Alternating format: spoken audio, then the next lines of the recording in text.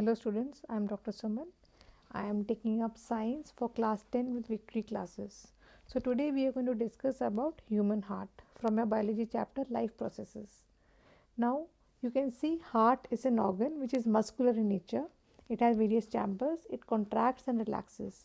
During this contraction and relaxation, the blood present in the heart gets a force with which it can move into all parts of the body. Now location of the heart is on the left side of the chest. It is present between both the lungs. It is slightly rotated to the left side and it is covered by a protective layer called pericardium. The red vessels that you see are called the arteries, which carry oxygenated blood from the heart to all parts of the body, and the blue colored vessels are called the veins, which carry deoxygenated blood from all parts of the body to the heart. Next is, what is the anatomy of the heart? If you know the anatomy, then you can easily understand the circulation. The heart is divided into two sides, right and the left. And the right side is further divided into right atrium and the left ventricle. The left is divided into left atrium and the left ventricle. So the blue side is all the right atrium, right ventricle. The left one is the left atrium and the left ventricle. Now the valves present are tricuspid, mitral, aortic and the pulmonary. Now arteries present in the heart are called aorta and the pulmonary artery.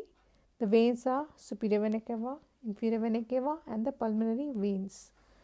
Now when the deoxygenated blood from the body, it enters the right atrium. It is through two vessels, superior vena cava and the inferior vena cava. Through this the blood enters right atrium. From the right atrium it enters the right ventricle. Then from the right ventricle it will enter the pulmonary artery. This pulmonary artery opens into the lungs. In the lungs, this blood is oxygenated.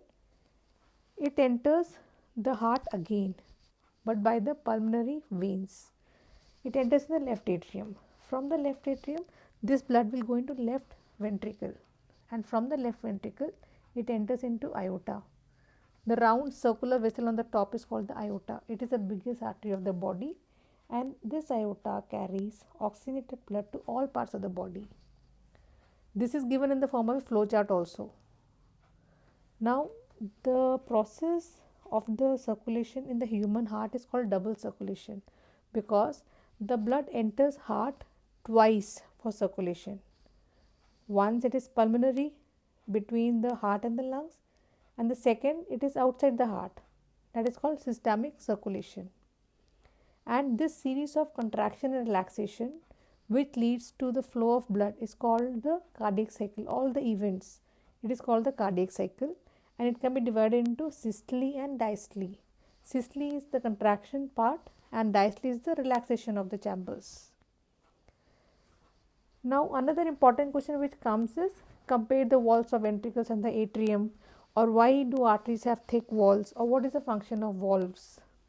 So the walls of the ventricles are thicker and muscular as compared to walls of the atrium, because ventricles have to pump blood to all parts of the body. The next is arteries. How are the walls of arteries and veins if you compare? The arteries are thick walled because they carry the blood coming from the heart, and this blood is present in a high pressure. So arteries have to be thick and elastic.